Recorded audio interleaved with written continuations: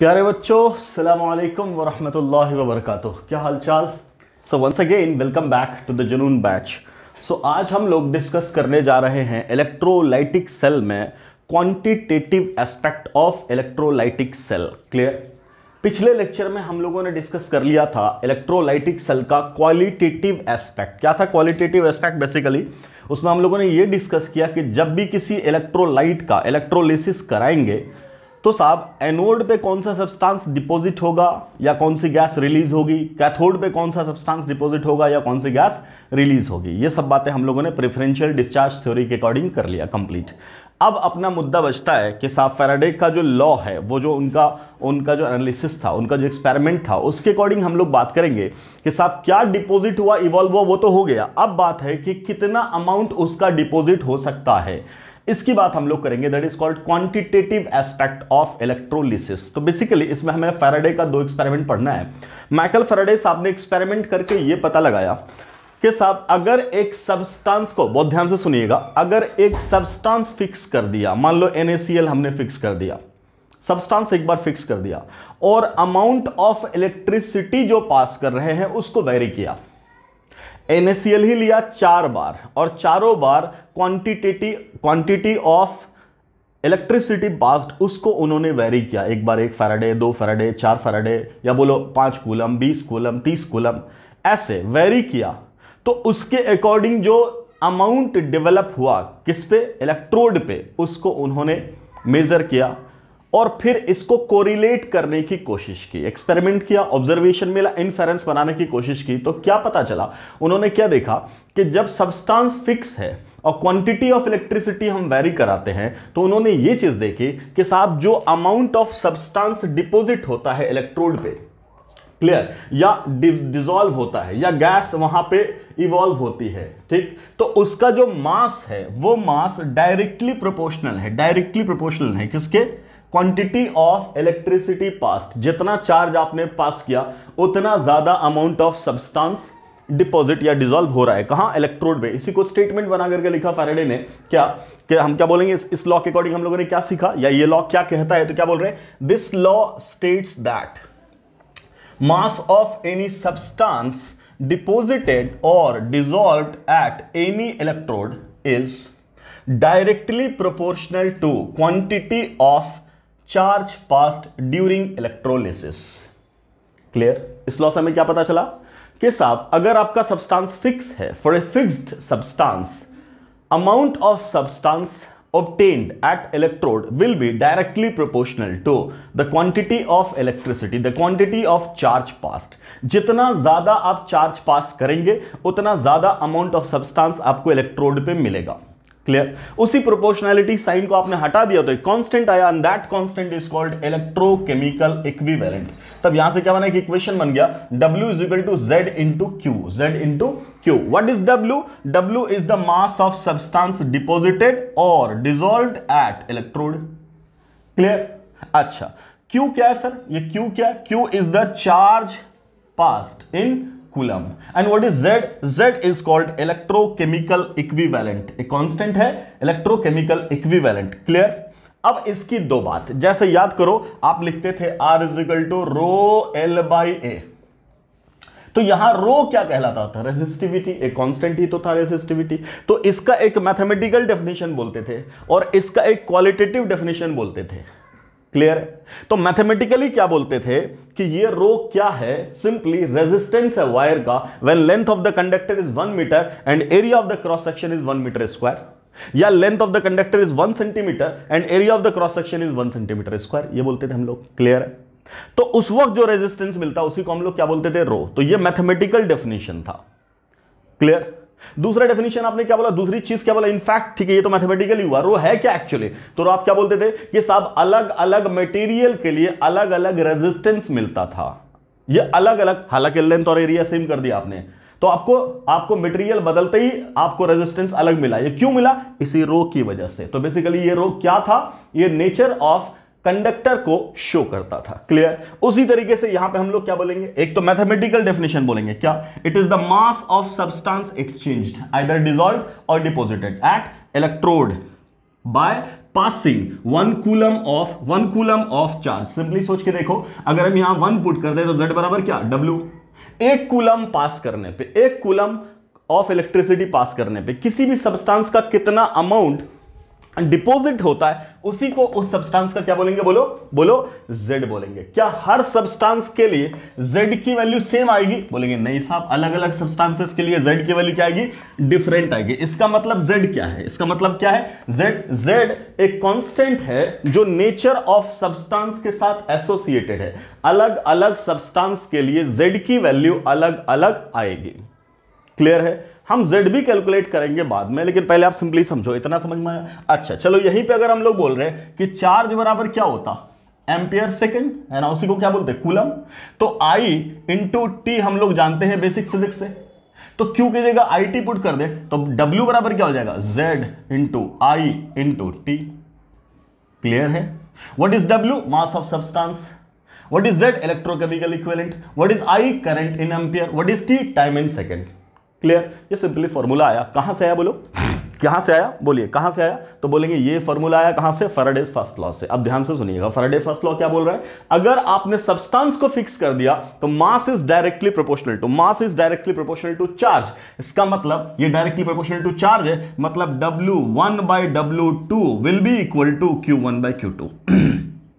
Q1 by Q2। Clear है? समझ में आ रही बात? क्लियर? Q1 by Q2, कोई दिक्कत? ये था फैराडे का फर्स्ट लॉ। ठीक, हम सेकेंड लॉ की तरफ अगर आए तो फैराडे का सेकेंड लॉ क्या बोलता है, तो दिस लॉ स्टेट्स दैट, या अकॉर्डिंग टू दिस लॉ क्या बोल रहा है, क्या बोल रहा है? अब पहले समझिएगा फैराडे ने क्या किया, दूसरा काम क्या किया। पहला काम क्या किया कि सब्सटेंस को फिक्स किया, चार्ज के साथ वेरिएशन देखा अमाउंट ऑफ सब्सटेंस का। क्लियर? दूसरी बार क्या किया कि क्वांटिटी ऑफ इलेक्ट्रिसिटी को फिक्स कर दिया उन्होंने, ये जो Q है ना, इस Q को कर दिया फिक्स। और अब क्या देखा, क्या W सेम आ रहा है, बोला नहीं, W अलग अलग आ रहा है। इसका मतलब कि Z का मतलब W का रिलेशन इसी Z के साथ है, जो हम बाद में बात करेंगे। क्लियर? कि अलग अलग सब्सटेंस के लिए मास अलग अलग आ रहा है। उसी को सेकंड लॉ में इन्होंने क्या बोला, अकॉर्डिंग टू दिस लॉ क्या बोल रहे हैं, if more than 1 electrolytic cell are connected in series कर दिया आपने, इसका मतलब चार्ज सेम पास करेगा सब में से, and same amount of electricity is passed through each cell, then equivalent amount of each substance is deposited or dissolved at each electrode in each of the cell। इस बात का क्या मतलब है, इक्विवेलेंट अमाउंट का क्या मतलब है, क्या इक्वल मास, ना ना ना ना। इक्विवेलेंट का मतलब क्या, इक्विवेलेंट का मतलब क्या, उसके इक्विवेलेंट मास के प्रोपोर्शन में, इक्विवेलेंट मास के प्रोपोर्शन में, या आप यूं भी कह सकते हो कि 1 इक्विवेलेंट ऑफ सेम सब्सटेंस, या equal equivalent of same substance, sorry different substances. Clear? ये बोला उन्होंने, क्या बोला कि अगर सेम चार्ज पास करोगे, सब्सटेंस को बदल दोगे, तो उसका मास किस पे डिपेंड करेगा, उसके इक्विवेलेंट मास पे। So that is called equivalent amount of substance. क्या कहने का मतलब है, कहने का मतलब ये है कि साहब अगर चार्ज को हमने कांस्टेंट कर दिया हर एक सेल में, ये 3 सेल है, क्लियर, चार्ज हो गया अपना सेम, तब क्या बोला कि ये अगर मास यहां W1 है, इस पे मास W2 है, इसका मास W3 डिपॉजिट हुआ, तब क्या बोला सेकंड लॉ के अकॉर्डिंग कि W1 by W2 will be equal to E1 by E2। What is E1 and E2? These are equivalent masses of the substances। Clear? What is W2 by W3? That will be E2 by E3। And similarly W1 by W3 will be E1 by E3। मतलब क्या, मास किस पे depend कर रहा है, equivalent substance पे, equivalent amount of substance पे। इसका मतलब यहां क्यों चार्ज पे डिपेंड नहीं कर रहा, अरे चार्ज तो सेम कर दिए, चार्ज तो सेम कर दिए, तो दो अलग अलग सब्सटेंसेस का रेशियो कैसे निकालोगे, that will be according to equivalent mass of substance. ये सिंपली फैराडे का 2 लॉ है जो हम लोगों ने बात कर ली। सर हम न्यूमेरिकल कैसे डील करेंगे, अब हम आते हैं उस मुद्दे पे, मैं आपको सिंपल टेक्निक सिखा दूंगा, न्यूमेरिकल एकदम फटाफट। इस टॉपिक पे अगर क्वेश्चन आता है तो आप समझो आपकी किस्मत अच्छी है। इलेक्ट्रोकेमिस्ट्री से सबसे आसान कहीं से सवाल बनता है, वो इलेक्ट्रोलाइटिक सेल से बनता है, सीधा एकदम जादू, एक लाइन में सवाल हो जाएगा सॉल्व, कुछ नहीं रखा हुआ है, कुछ नहीं रखा हुआ, घबराने की बात बिल्कुल भी नहीं है। बट एक मुद्दा यह है कि 2020 में 2 सवाल इलेक्ट्रोलाइटिक सेल से ही पूछ दिए गए, इसलिए इस बार प्रोबेबिलिटी 2021 में इलेक्ट्रोलाइटिक सेल से सवाल पूछने की प्रोबेबिलिटी नीट में कम है। आ गया तो बहुत बढ़िया, well and good. Now let us see, अब देखो हम ये सारी बातें मिला करके अब करते हैं। ये तो हमारा 2 लॉ था, दोनों लॉ हम लोगों ने पढ़ लिया, क्या कहता है लॉ वो समझ लिया। अब अपने काम की बात करते हैं, जरा देखो ध्यान से। सबसे पहली बात कि साहब क्या बोला गया पहले लॉ के अकॉर्डिंग? पहले लॉ के अकॉर्डिंग ये बोला गया कि जो सब्सटेंस का अमाउंट डिपॉजिट हो रहा है वो किस पे डिपेंड कर रहा है? वो डिपेंड कर रहा है क्वांटिटी ऑफ चार्ज पे। ठीक, from the first law we can write क्या?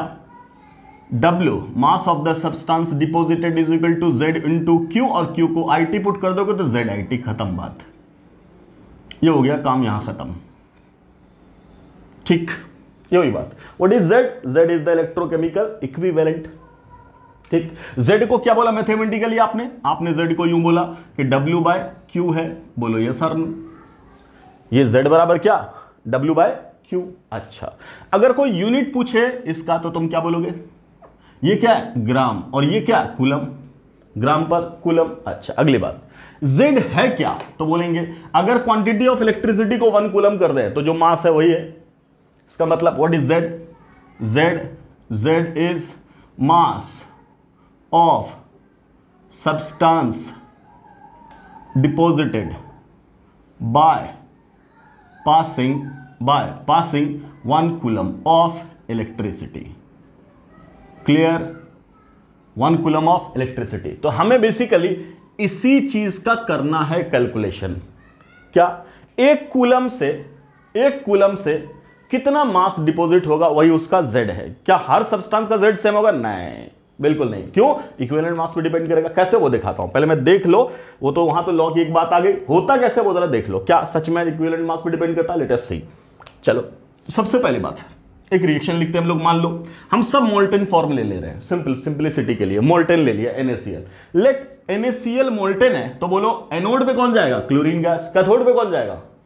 सोडियम। अच्छा, तो सोडियम जब जाएगा बेटा तो उसका रिडक्शन रिएक्शन क्या होगा? तो बोलेंगे Na प्लस, इलेक्ट्रॉन लेगा, बन जाएगा क्या? Na। कोई दिक्कत? No problem. अब ध्यान से, स्टोइकियोमेट्रिक कोएफिशिएंट यहां 1, यहां 1। हमने बोला सब मोल है, तो क्या ये क्या है? बोलेंगे 1 मोल। ये क्या है? बोलेंगे 1 मोल। और ये क्या है? बोलेंगे 1 मोल। आपको क्या पता है? 1 मोल ऑफ इलेक्ट्रॉन को ही 1 फैराडे ऑफ चार्ज बोलते हैं। आराम से तुम जरा यहां देखो, 1 फैराडे लिख सकते हैं इसको, बिल्कुल लिख सकते हैं। अच्छा, इसका मास कितना है? बोलेंगे 23 gram. And 23 gram is the equivalent mass of sodium. Yes sir. इसका मतलब 1 faraday is equal to 23 gram का मतलब क्या मतलब? इक्विवेलेंट मास ऑफ सोडियम मैं लिख दूं? बिल्कुल लिख सकते हैं सर, बिल्कुल लिख सकते हैं। क्या यहां से साबित हो गया? बिल्कुल हो गया। यहीं से नहीं, अभी और देखते हैं। मान लो अगला लेते हैं, मैग्नीशियम क्लोराइड। अगर अपना इलेक्ट्रोलाइट है, फ्यूज्ड फॉर्म है मैग्नीशियम क्लोराइड, तो कैथोड पे कौन जाएगा? मैग्नीशियम। अच्छा, रिएक्शन क्या लिखोगे? Mg2 plus 2 electron giving magnesium solid. यही तो जाएगा, बिल्कुल।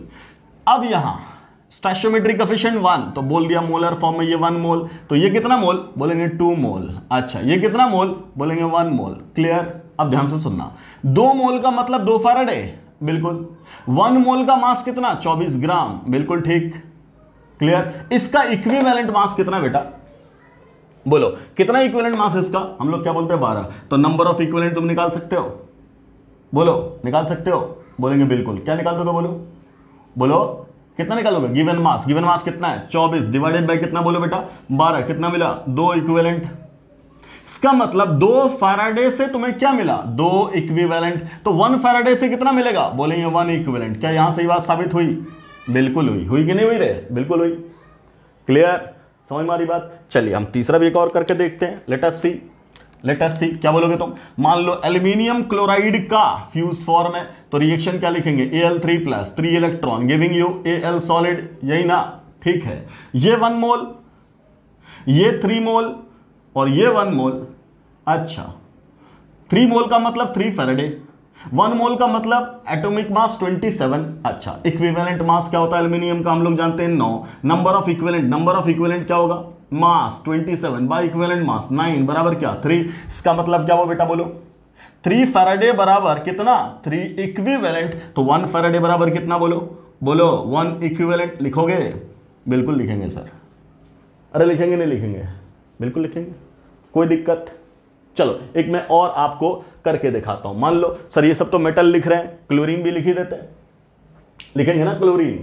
कोई दिक्कत? अच्छा, क्लोरीन का रिएक्शन तुम क्या लिखोगे? तो बोलेंगे सर Cl माइनस होता है और क्या रिलीज होगा, Cl2 गैस। और यहां क्या लिखोगे, इलेक्ट्रॉन। या तो यहां हाफ कर दो या तो यहां 2 कर दो बैलेंस करने के लिए। मान लो यहां किया तो क्लोरीन तो बैलेंस हो गया, चार्ज बैलेंस नहीं हुआ तो 2 इलेक्ट्रॉन लगा दिए। Yes sir, no? Yes sir. अब सर यहां कितना मोल, 2 मोल, यहां कितना मोल, 1 मोल, और ये कितना मोल, 2 मोल, आराम से। ये क्या है, क्लोरीन गैस। क्या है, क्लोरीन गैस। 1 मोल क्लोरीन गैस का मतलब कितना, 71 ग्राम।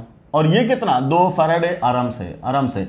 नंबर ऑफ इक्विवेलेंट निकालना क्लोरीन का, गिवन मास 71 डिवाइडेड बाय इसका इक्विवेलेंट मास कितना, 35.5। कितना आया बेटा, 2। इक्विवेलेंट कितना, 2 इक्विवेलेंट बराबर 2 फैराडे, मतलब 1 इक्विवेलेंट बराबर 1 फैराडे। क्या यहां से भी ये बात साबित हो गई? इन सारे ऑब्जर्वेशन से आपने क्या सीखा, इन सारे ऑब्जर्वेशन से आपने क्या सीखा कि सर जब भी इलेक्ट्रोड पे कोई भी सब्सटेंस जाएगा तो उसके 1 इक्विवेलेंट के लिए 1 फैराडे की जरूरत पड़ेगी। बस यही एक नारा है। पूरे क्वांटिटेटिव एनालिसिस में फैराडे के मतलब इलेक्ट्रोलाइटिक सेल के सेकंड पार्ट में एक ही चीज है, क्या, number of equivalent of the substance must be equal to number of Faraday of electricity. बस एक लाइन तुमने याद कर लिया तो तुम्हारा कल्याण है। कैसा भी क्वेश्चन हो उसको सॉल्व होना पड़ेगा, वो सॉल्व होगा। क्लियर? बस यही चलेगा और कुछ नहीं चलेगा। यहीं से हम जेड भी निकाल देंगे। समझ मारी बात? क्लियर है इतना? ओके, इसको नोट कर लीजिए जल्दी से, मैं मिटा के आगे बढ़ता हूं जल्दी से। चलो, हो गया, कर लिया नोट? चलो देखो,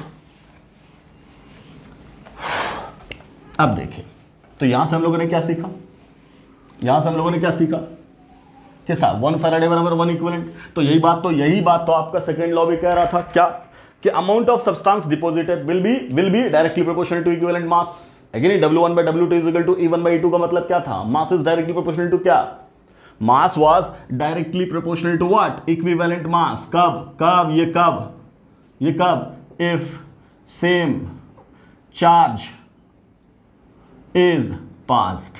यस और नो? पहले लॉ में क्या बात आई कि सब्सटेंस फिक्स, दूसरे लॉ में क्या बात आई, चार्ज फिक्स।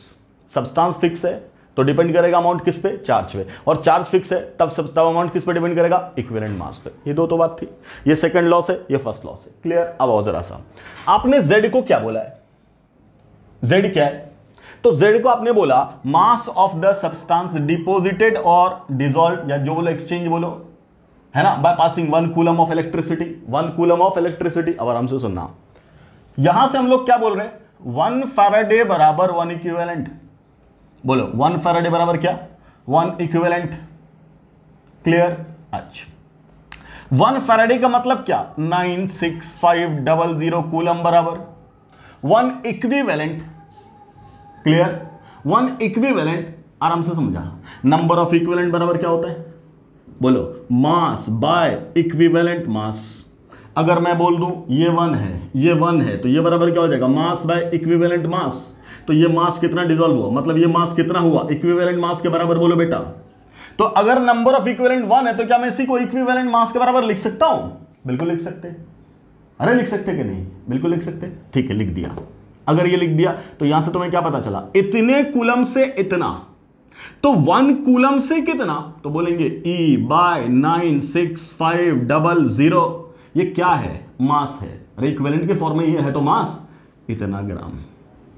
1 कूलम से कितना मास डिपॉजिट होगा, 1 कूलम से कितना मास डिपॉजिट होगा, E बाय 96500 ग्राम। फिर से सुन, हमने क्या बोला, 1 फैराडे से 1 इक्विवेलेंट, 1 फैराडे से 1 इक्विवेलेंट। तो तुम क्या बोलोगे, 1 फैराडे बराबर 96500 कूलम, और 1 इक्विवेलेंट का मतलब इक्विवेलेंट मास के बराबर। क्लियर? तो बोलो बेटा 1 कूलम बराबर कितना मास, तो क्या बोलेंगे, equivalent divided by equivalent mass divided by 96500 coulomb. Yes or no? अरे मैं एग्जांपल के तौर पे अगर तुमसे पूछूं कि भाई साहब बोलो 1 कूलम अगर पास करेंगे तो इससे सोडियम का कितना मास डिपॉजिट होगा, मैग्नीशियम का कितना मास डिपॉजिट होगा, कैल्शियम का कितना मास डिपॉजिट होगा, क्लोरीन का कितना मास डिपॉजिट होगा, ये सब बता दो, कोई दिक्कत नहीं। क्या बोला, 1 कूलम से कितना डिपॉजिट होगा, इतना ही ना।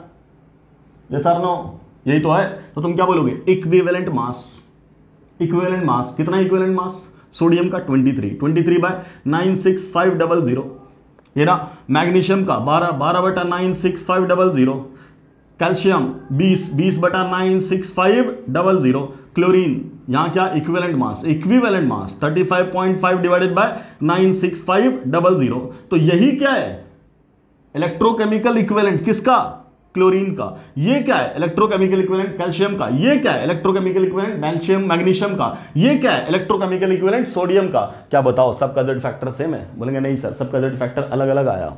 क्यों अलग है, बिकॉज उसका इक्विवेलेंट मास अलग है। तो किसी का भी इलेक्ट्रोकेमिकल इक्विवेलेंट निकालना है, तुम फॉर्मूला क्या पुट करोगे, ये यस और नो, फॉर्मूला क्या पुट करोगे इतना। तो खैर यहीं से हम बात कर लेते हैं कि साहब अब फर्स्ट लॉ और सेकंड लॉ को कंबाइन करने के बाद तुम क्या बोलोगे, W बराबर क्या निकला, बोलो क्या निकला, Q इंटू जेड, और Z की वैल्यू क्या आई E/96500 इंटू Q। क्लियर, या इसी को क्या लिख सकते हो Q बराबर IT है ना, तो Z की जगह क्या लिख दूं मैं E into I into T divided by क्या 96500। चाहे बेटा तुम यहां से सॉल्व कर लो, चाहे 1 इक्विवेलेंट बराबर 1 फैराडे से सॉल्व कर लो, बात वही है। यस सर नो, बात वही है, कोई दिक्कत। अब जरा ध्यान से सुनना। मान लो तुम्हारे सामने एक सवाल आया, बेटा दो तुम्हारे सामने मान लो एक सवाल आया। क्या सवाल आया बेटा, वो देखो। लेट्स से एक सवाल है कि साहब हमने क्वांटिटी ऑफ चार्ज पास किया, कितना 965 कूलम, 965 कूलम पास किया। सवाल पूछा कि बताइए मैग्नीशियम का कितना ग्राम डिपॉजिट होगा। ठीक है, दो तरीका है सॉल्व करने का, देखना आराम से। पहला फर्स्ट लॉ से, क्या बोल रहे हैं, W बराबर Z इंटू क्यू। क्या बोलेंगे, हमें Z ही तो पता नहीं होता। ये सर नो, हमने Z निकाल के तो दे दिया आपको। क्या पुट करोगे, Z बराबर कितना E बाय 96500 इंटू क्या Q, पुट द वैल्यू।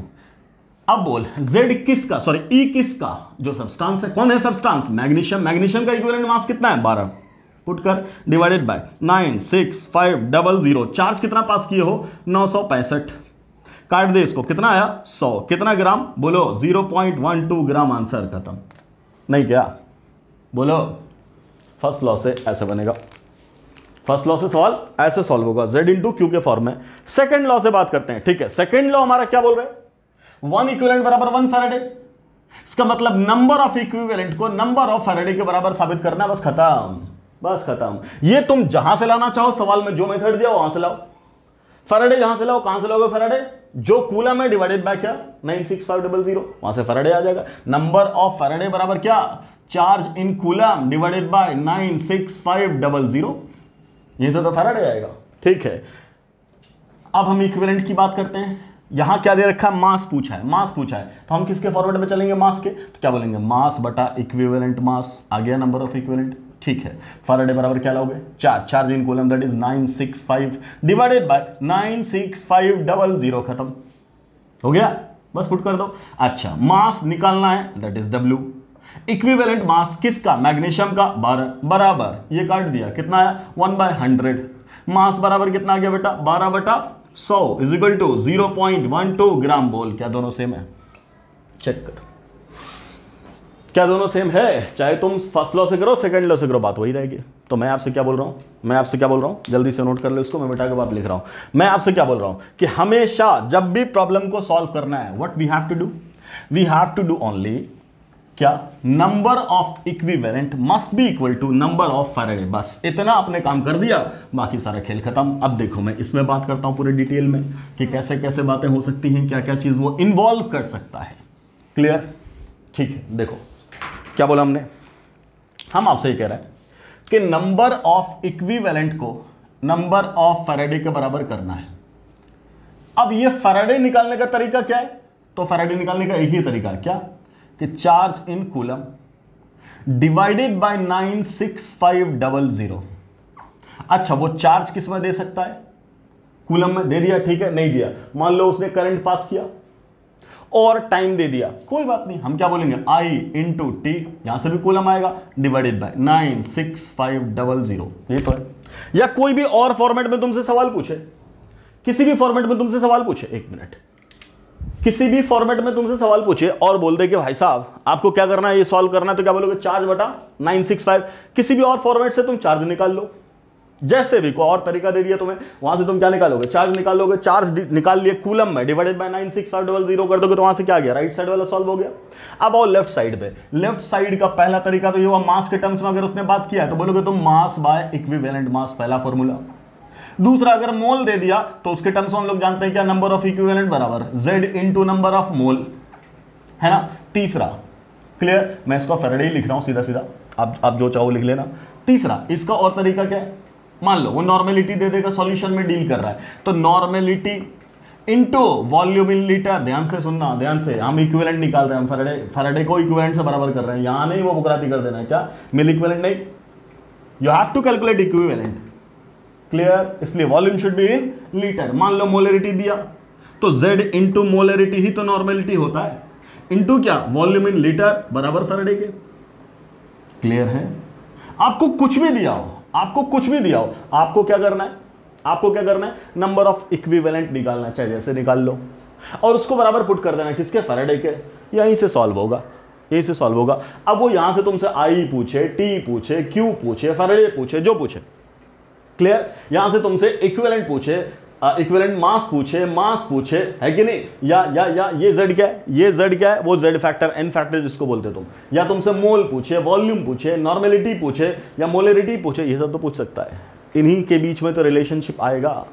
अलग अलग टाइप का क्वेश्चन यहीं से फ्रेम हो जाएगा, क्लियर। अभी तक में 25-30 साल में नीट ने फैराडे लॉ से सेकेंड पार्ट से, मतलब सॉरी फैराडे लॉ से, मतलब इलेक्ट्रोलाइटिक सेल के सेकंड पार्ट से अभी तक 7 या 8 सवाल पूछा है, जिसमें 2 सवाल इसी साल आ गया 2020 में, क्लियर। तो मैं सारे सवाल ही आपके सामने रख देता हूं एक एक करके, और मैं आपको तरीका बताता हूं बेसिकली सॉल्व करने का तरीका क्या है। तो एक ही लेक्चर में आपका नीट लेवल पे आपका काम हो जाएगा फिनिश। आपको घबराने की कोई जरूरत नहीं है, आपने ये मेथड अगर सीख लिया आपका हर प्रॉब्लम बनेगा ही बनेगा।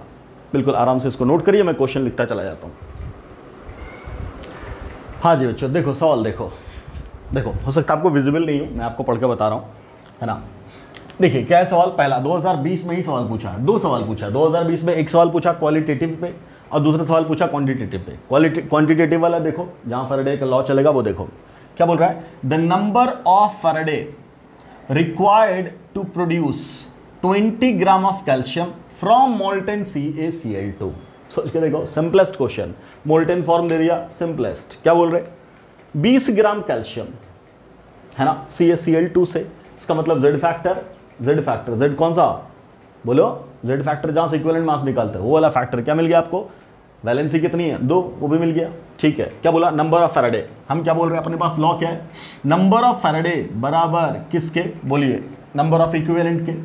ये तो अपना लॉ है, ठीक है। फैराडे तो निकालना ही है, इक्विवेलेंट के फॉर्मूला आएंगे, मास बाय इक्विवेलेंट मास, ठीक है। कितना मास बोला, 20 ग्राम। इक्विवेलेंट मास कितना होता, किसका, बोलो, कैल्शियम का, 20, काम खत्म। कितना है, 1। देखिए एक लाइन का सवाल है कि नहीं, एक लाइन का सवाल, आंसर फिनिश। 2020 का सवाल है। 2018 में जो NTA ने बोला ना कि हम NCERT लेवल से ही सवाल लेंगे, उसी का नतीजा ऐसा हलवा सवाल। तो इसलिए बहुत ज़्यादा ओवर पढ़ने की जरूरत नहीं है, सिंपल पढ़ो, और वक्त भी अपने पास अभी कम है, बस नीट लेवल से पढ़ो, आपका काम हो जाएगा। अगला सवाल देखो, when 0.1 mole of MnO4 is oxidized to MnO4 MnO4 समझिएगा बात को। पहले क्या बोल रहा है, अपने पास है MnO4 इसको ऑक्सीडाइज किया MnO4 में, ठीक, ऑक्सीडाइज किया। अब बोल रहा है the charge in coulomb needed is, कितना चार्ज, क्लियर है। क्या बोल रहा है, 0.1 मोल है ना। जब ये ऑक्सीडाइज हुआ तुम यहां से क्या निकाल लोगे, बोलो, Z फैक्टर किसका, रेडॉक्स रिएक्शन का, ऑक्सीडाइजिंग रिड्यूसिंग एजेंट का। यहां ऑक्सीडेशन नंबर कितना होगा, बोलिए, +6 होगा ना, और यहां कितना, +7। किसका चेंज हो रहा है, मैग्नीज का। तो Z किसके रेस्पेक्ट में, पूरे का, सिर्फ किसका निकल रहा है, मैग्नीज का ही। तो क्या बोलोगे, कितने का चेंज हो रहा है, 1 का, और एटम कितना है, 1, तो Z फैक्टर क्या रह गया, 1। अब क्या, नंबर ऑफ इक्विवेलेंट बराबर क्या, नंबर ऑफ फैराडे, यही ना। अब आपसे पूछा क्या, 0.1 मोल ऑफ, तो यहां तुम क्या लिखोगे, Z into number of mole बराबर क्या, फैराडे, और Z क्या निकल कर क्या है, 1 इंटू नंबर ऑफ मोल कितना दिया 0.1 बराबर क्या फैराडे, तो फैराडे कितना आ गया 0.1। यहां से क्या पता चला नंबर ऑफ फैराडे बराबर क्या 0.1। पूछा क्या आंसर है कूलम में, किसमें पूछा है कूलम में, बताओ। Okay clear. ये फैराडे बराबर क्या होता है बोलो, charge in coulomb divided by 96500 बराबर क्या है 0.1। तो चार्ज इन कूलम बराबर क्या हो जाएगा 0.1 इंटू 96500, एक जीरो खत्म कर दे, ये पॉइंट उड़ जाएगा। आंसर 9650। देखो कहीं है 9650, सी आपका आंसर है। ऐसे ऐसे एकदम सिंपल सिंपल सवाल पूछा जाता है और सिंपल सिंपल काम करना है। सीधा क्या नंबर ऑफ इक्विवेलेंट बराबर नंबर ऑफ फैराडे, उसके अलावा कुछ नहीं लगाना बेटा, एकदम सिंपल। चलिए अगला सवाल देखिए जरा, तीसरा। ये 2014 में, ये 2020 में, ये भी 2014 में। जरा तीसरा देखो क्या बोल रहा है, weight of silver displaced by A quantity of electricity that displaces 5600 ml of oxygen. इसका मतलब क्या बोला उसने, ये बोला कि साहब हमने इलेक्ट्रिसिटी पास किया और यहां ऑक्सीजन गैस डिपॉजिट हुआ। कौन ऑक्सीजन गैस, कहां एट एसटीपी पे 5600 ml इतना। मान लो इस दौरान जो क्वांटिटी ऑफ इलेक्ट्रिसिटी थी वो क्यू थी। अब ये बोल रहा है कि यही क्यू अगर हम पास करें, यही क्यू अगर हम पास करें, कहां से बोलो, बोलो कहां से बोलो, सिल्वर वाले से, एजीसीएल से, एजीसीएल से। तो बोल रहा है यहां एजी कितना डिपॉजिट होगा, ये तो पूछा है नहीं क्या। तो क्या बोला अभी, अगर सेम क्वांटिटी ऑफ इलेक्ट्रिसिटी है तो सबका इक्विवेलेंट क्या करोगे तुम बराबर। अरे यही ना, अरे बोलो ना भाई, ये तो होगा। अभी तो बोले हो तुम क्या, W1/W2 अरे नंबर ऑफ, जब इलेक्ट्रिसिटी बराबर है, क्वांटिटी ऑफ इलेक्ट्रिसिटी बराबर है, तो number of equivalent of oxygen must be equal to number of equivalent of what, silver. खत्म, ये तुम्हें दिया हुआ, ये निकालना है। अब यहीं पे एक बात है कि सर इक्विवेलेंट तो नहीं दिया है, ओके नहीं दिया, मैं आपको पहले लॉन्ग मेथड से लेके जाता हूं, फिर मैं शॉर्ट मेथड भी बता दूंगा। पहले देखो आराम से, जो दिया वो समझो। एसटीपी पे दिया क्या 5600 ml, ठीक है। तो volume of oxygen at STP कितना दे रखा है 5600 ml, इसका मतलब 5.6 लीटर। मुझे बता बेटा मोल कितना है, वॉल्यूम अगर इतना लीटर है तो मोल बराबर क्या, given volume that is 5.6 divided by standard molar volume 22.4, value कितनी 1/4। ये मोल मिल गया किसका, ऑक्सीजन का। इसी का मोल निकालने का दूसरा तरीका है मास बटा मोलर मास। मोलर मास कितना 32 बराबर कितना 1/4। तो मास ऑफ ऑक्सीजन बराबर कितना हो गया 32/4 बराबर कितना 8। This is the mass of oxygen. अब मुझे यहां से बताओ, अगर ऑक्सीजन का मास तुम्हें 8 ग्राम मिल गया तो नंबर ऑफ इक्विवेलेंट नहीं निकाल दोगे, अरे नहीं निकाल दोगे, yes sir. Given mass sir कितना 8 ग्राम, और ऑक्सीजन का इक्विवेलेंट मास भी कितना होता है 8 ग्राम, वैल्यू कितनी 1, खत्म। Number of equivalent of oxygen कितना है बोलो 1, तो इसका इक्विवेलेंट कितना आएगा बोलिए 1, क्लियर। और इक्विवेलेंट मास ऑफ एजी का फॉर्मूला तुम क्या बोलोगे, मास of AG divided by equivalent mass of AG. So number of equivalent क्या दे रखा है 1, मास ऑफ एजी उसने पूछा, इक्विवेलेंट मास ऑफ एजी 108 होता है। So mass of AG will be equal to what 108 gram. Answer है कहीं 108 ग्राम आंसर है, yes sir, D is the answer. खत्म, क्लियर। इस तरीके का वेरी वेरी सिंपल सिंपल सवाल पूछता है। अब देखो मैं इसी को बोला ना मैं शॉर्टकट, तो देखो इसका मैं शॉर्टकट आपको क्या बता रहा हूं। नंबर ऑफ इक्विवेलेंट निकालने का तरीका क्या है, या तो आप मास से निकालो या तो मोल से निकालो। सर वॉल्यूम से निकाल सकते हैं, बिल्कुल निकाल सकते हैं। क्या बोलोगे तुम, वॉल्यूम से निकालने का तरीका क्या है, तब तुम क्या बोलोगे, वॉल्यूम से निकालने का तरीका है गिवन वॉल्यूम, है ना, गिवन, जैसे मोल निकालते हो वैसे given volume divided by equivalent volume. Equivalent volume, जैसे मोलर वॉल्यूम का मतलब क्या होता है, volume occupied by 1 mole of gas is called molar volume. What is equivalent volume? Equivalent volume is defined as volume occupied by one equivalent of बोलो 1 equivalent of gas। अब मुझे बता, एक equivalent ऑक्सीजन कितना वॉल्यूम ऑक्युपाई करती है 5.6 litre.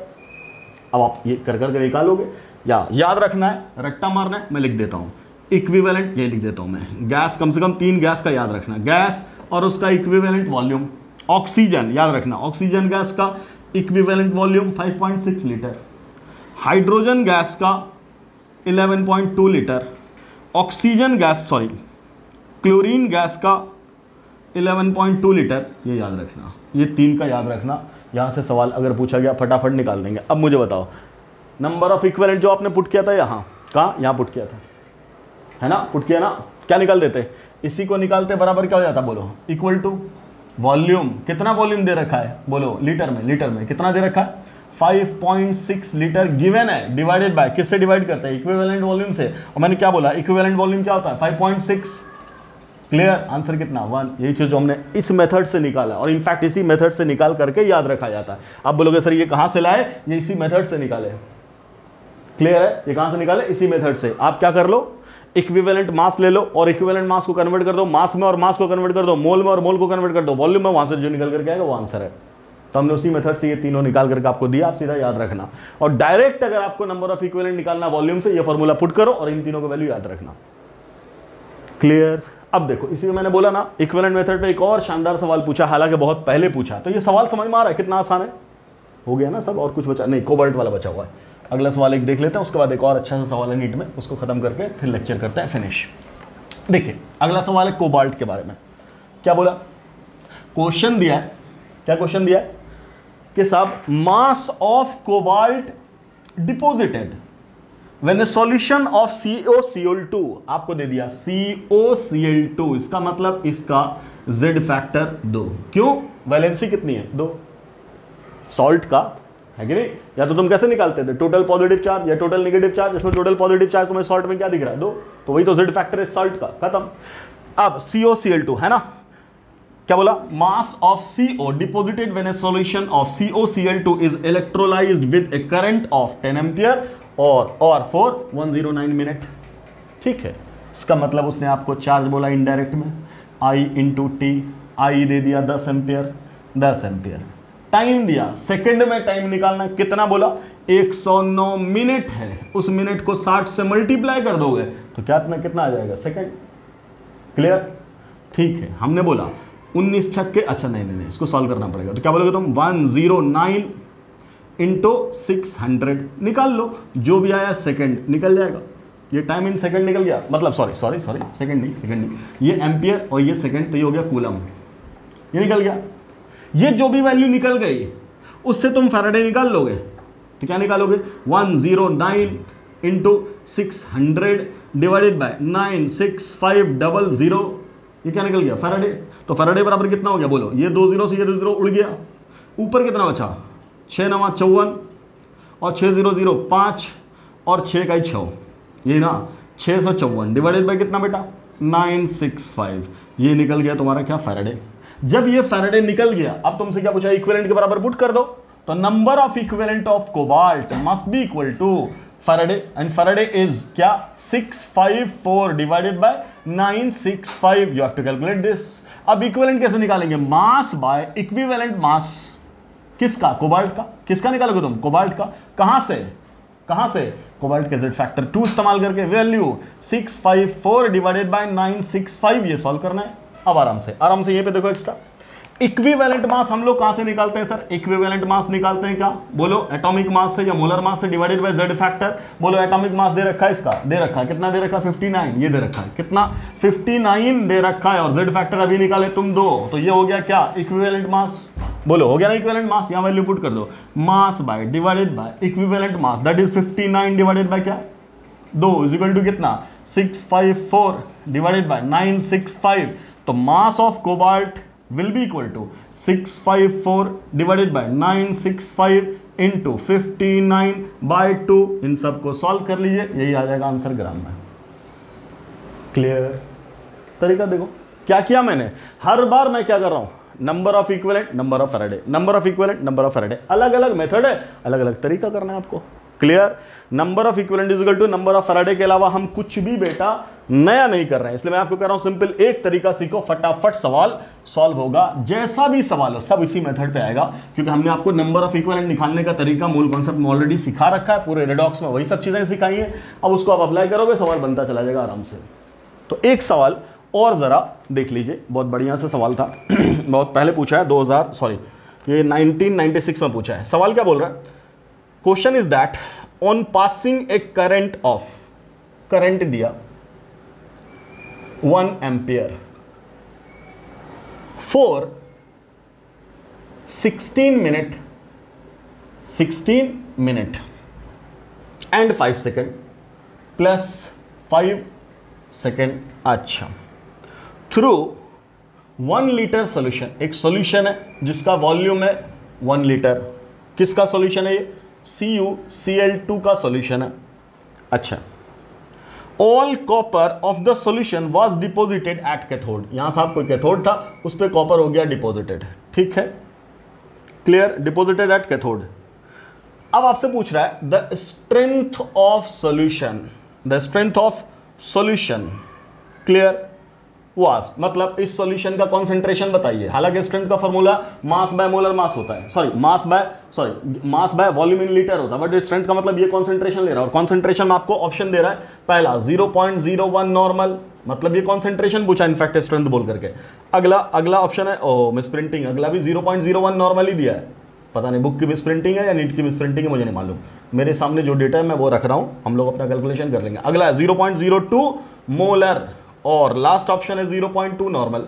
यह है कंप्लीट सवाल मैं फिर से एक बार पढ़ के दिखाता हूं आपको। क्या? On passing a current of 1 ampere for 16 minute and 5 second through 1 litre solution of CuCl2, clear, all copper of the solution was deposited at cathode, the strength of CuCl2 solution was, clear. Molar mass दे रखा है copper का molar mass भी ये दे रखा है, कितना copper का? 63.5, ठीक। और कुछ दिया है, फैराडे की वैल्यू बोला आपको लेने के लिए 96500, ये वैल्यू बोला। अब बोला सॉल्व करो। ठीक है सर, देखते हैं क्या होना चाहिए इसका आंसर, लेट अस सी। बोलो कैसे करेंगे? फिर वही हमने क्या बोला, नारा अपना एक ही है, क्या? नंबर ऑफ इक्विवेलेंट बराबर नंबर ऑफ फैराडे, बस इसके अलावा हम कुछ लगाएंगे ही नहीं। जब बोल दिया तो बोल दिया। देख लो भाई साहब, देख लो, लेट अस सी क्या करते हैं। सबसे पहली बात, इसने कितना फैराडे दिया वो हम चेक कर लेते हैं, फिर मैं सवाल का मेथड बताऊंगा आपको सॉल्व करने का। फैराडे बराबर चार्ज बाय 965, तो उससे पहले हम चार्ज क्यों ना निकाल लें, Q = I × T। पहले उससे पहले भी तुम टाइम निकाल लो, तो टाइम के लिए क्या बोला? 16 मिनट। तो 16 मिनट का मतलब 16 × 60 तो हो गया, तो बराबर सेकंड कितना हुआ बेटा? बोलो 16 × 94, 9600 है ना? नहीं 960 सेकंड, और प्लस क्या बोला? 5 प्लस 5, तो मतलब क्या? 965 सेकंड। घुमा के इसने डेटा दिया, बात वही ला दी उसने, है ना? तो कितना करंट कितना बोलो? 1 एम्पियर, और टाइम कितना बोला? 965, तो यही तो कूलम हो गया। तो फैराडे बराबर कितना बेटा? बोलो, charge divided by 96500, so value 965 divided by 96500, so value is 0.01 Faraday. इतना अपना रफ कैलकुलेशन पहले इतना हो गया। फैराडे हम लोगों ने निकाल लिया, अब क्या करना है? अब ध्यान से सुनो बात। उसने क्या बोला? इतना इलेक्ट्रिसिटी पास किया, तो जो कॉपर इसमें जितना भी था, उसने बोला पूरा का पूरा कॉपर डिपॉजिट हो गया। कहां? क्लियर। इसका मतलब सॉल्यूशन में कॉपर बचा ही नहीं है। तो इसका मतलब क्या कि कितना सॉल्यूशन था, सॉल्यूशन में कितना कॉपर था, ये तो निकालना है आपको। वहीं से निकल जाएगा नॉर्मेलिटी मोलरिटी जो बोलो, क्लियर। तो जितना फैराडे गया उतना ही तो कॉपर था, तो तुम क्या बोलोगे? Number of equivalent of Cu2+ ion कहां? In the solution was originally, ये पूछा है, क्लियर। कितना सॉल्यूशन का कॉन्सेंट्रेशन था, ठीक है। तुम क्या बोलोगे? कितना? नंबर ऑफ फैराडे के बराबर, यही ना? अरे जितना पास किया उतना ही तो जाएगा, क्लियर। अब मुझे बताओ, फैराडे दे दिया, तो फैराडे कितना दे दिया बोलो बेटा? 0.01 फैराडे, ये तो दे दिया 0.01 फैराडे, मिल गया। अच्छा, तो मुझे बताओ इक्विवेलेंट ऑफ CuCl2 कितना हो जाएगा? Cu2+ का मतलब CuCl2 ही से तो आया वो, क्लियर। तो इक्विवेलेंट ऑफ CuCl2 कितना मिल गया? तो बोलेंगे क्या? 0.01 फैराडे। बोलो यस और नो, कोई दिक्कत? अब क्या बोलेंगे आप? ये मिल गया आपको नंबर ऑफ इक्विवेलेंट। अब मुझे बोलिए, नॉर्मेलिटी निकालने का फॉर्मूला क्या है? इक्विवेलेंट बटा वॉल्यूम इन लीटर, और साथ में मोलरिटी निकालने का फॉर्मूला क्या है? मोल बटा वॉल्यूम इन लीटर, या यूं कह दो normality divided by Z factor, जो कह दो। चलो हम पहले नॉर्मेलिटी निकाल लेंगे। तो नॉर्मेलिटी बराबर कितना आ जाएगा, equivalent, equivalent is 0.01 divided by volume, volume is 1 litre. तो normality of the solution will be 0.01 normal. या तो आंसर ये हो जाए, या तुम क्या बोलोगे, मोलरिटी बराबर क्या होता है, नॉर्मेलिटी अपॉन जेड। तो नॉर्मेलिटी कितनी है 0.01 डिवाइडेड बाय जेड कितना है, Cu2 प्लस है तो डो इज इक्वल टू 0.005। या तो ये आंसर या तो ये आंसर, चेक करो। पहला बोला ये खत्म, ये और भी दोनों तो सेम ही है। Clear clear. तो आंसर क्या है, या तो ए या तो बी। इनफैक्ट यहां पे कोई मिसप्रिंटिंग होगी तो चेक कर लेना। तो आंसर अपना क्या, 0.01 नॉर्मल। अगर मोलरिटी बोला, मोलरिटी में ये तो हो ही नहीं सकता, 0.005 बोलता तो ये मोलरिटी में भी आंसर आ जाता। क्लियर, तरीका समझ में आ रहा है। पहले तरीका समझ में आया, क्या किया हमने, आपसे क्या बोला, एक सॉल्यूशन था किसका, CuCl2 का, उसको इलेक्ट्रोलाइज कर दिया। इलेक्ट्रोलाइज करने से पूरा का पूरा कॉपर कहां चला गया, कैथोड पे। ठीक, कितना कैथोड गया ये नहीं बताया, लेकिन आपको ये बताया कि साहब इलेक्ट्रिसिटी कितना पास किया। आप इलेक्ट्रिसिटी निकाल लो, इक्विवेलेंट ऑफ कॉपर उतने के बराबर होगा। इक्विवेलेंट ही तो निकालना था, बिकॉज नॉर्मेलिटी बराबर क्या, number of equivalent divided by volume in litre. आपने इक्विवेलेंट यहां से निकाल लिया, वॉल्यूम से डिवाइड कर लिया, नॉर्मेलिटी आ गया, काम खत्म। हाँ, इसी को IIT लेवल पे लेके जाएगा तो मालूम क्या करेगा, वो आपको क्या बोलेगा, आपको शुरुआत में बोलेगा, जैसे बोला ना अभी आपने निकाल लिया ना, कितना क्या निकाल लिया, नॉर्मेलिटी, सॉल्यूशन की नॉर्मेलिटी इतनी है, इतनी थी ना originally at time t is equal to 0, t is equal to 0 पे normality of the solution was कितना, 0.01।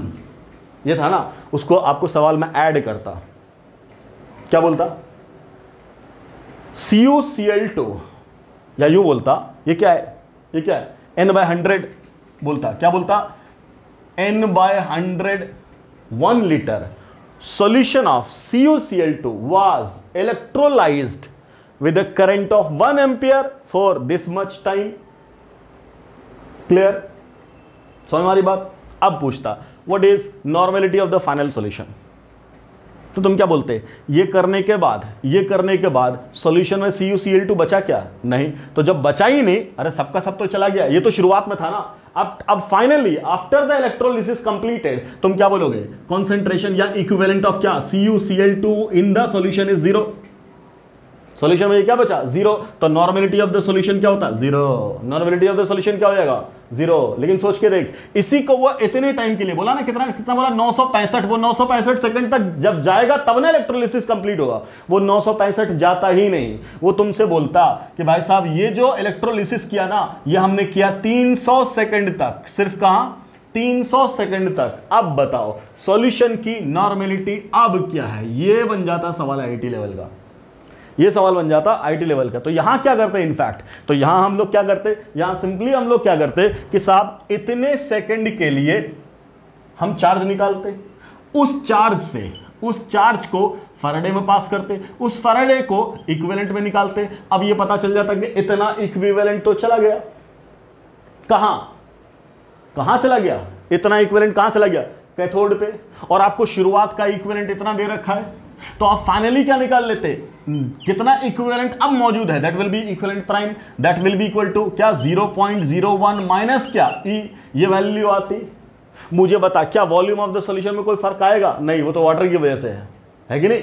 तो तुम क्या बोलोगे, वॉल्यूम अभी भी क्या है, अभी भी वॉल्यूम क्या है, 1 लीटर ही है। तो अब तुम्हारा नॉर्मेलिटी प्राइम बराबर क्या बनता, बोलो बेटा, E प्राइम बाय 1 लीटर, ये हो जाता।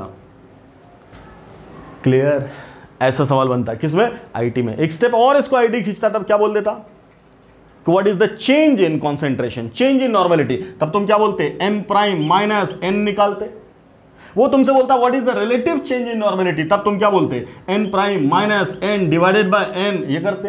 वो एक और स्टेप आगे खींचता, परसेंटेज चेंज इन नॉर्मेलिटी, तब तुम क्या बोलते, n prime minus n divided by n into क्या, 100। ये सब सवाल IIT लेवल पे बनता है, नीट लेवल पे हल हुआ, नीट लेवल पे एकदम हल हुआ। जो मैं आपको कह रहा हूं वही नीट लेवल है। क्लियर। इसी में करंट एफिशिएंसी बोल देगा 60%, 50%, एक्सेट्रा एक्सेट्रा। तो जब जेई का बैच स्टार्ट करेंगे ना, तब देखना इसी चैप्टर का लेवल कितना बढ़ जाएगा ऊपर। बट अभी हमें वो सब करने की कोई जरूरत नहीं। मैं बिल्कुल भी आपको डिस्ट्रैक्ट करना नहीं चाह रहा, मैं टोटली फोकस करना चाह रहा हूं नीट पे, कि नीट पे जिस लेवल का सवाल आता है आप उसको करो, कुछ भी नहीं है सवाल में। सो आई होप आप लोगों को मज़ा आया होगा ज़रूर इस चैप्टर को समझने में। अब तक जो हम लोगों ने कवर किया है उसको आप अच्छे से पढ़ रहे होंगे, समझ रहे होंगे। ठीक है, तो मुलाकात होती है तो अपना ये इलेक्ट्रोलाइटिक सेल हो गया कंप्लीट। जो भी लेना देना है वो गैल्वेनिक सेल का। मैं फिर से आपसे कह रहा हूं, पिछले साल 2020 में सवाल पूछा इलेक्ट्रोलाइटिक सेल से, दोनों सवाल, इसलिए इस बार ज्यादा प्रोबेबिलिटी है या तो गैल्वेनिक सेल से सवाल पूछेगा या इलेक्ट्रोलाइटिक कंडक्टेंस वाले से, कंडक्टेंस वाला टॉपिक जो अब हम लोग पढ़ेंगे वहां से। तो अपना 2 पार्ट इलेक्ट्रोकेमिस्ट्री का कवर हुआ, गैल्वेनिक सेल, इलेक्ट्रोलाइटिक सेल। अब हम लोग मूव करेंगे किस पे, इलेक्ट्रोलाइटिक कंडक्टेंस पे, कोलरॉश लॉ पे। क्लियर? चलिए मिलते हैं अगले लेक्चर में। Thanks for watching the video. अस्सलाम वालेकुम।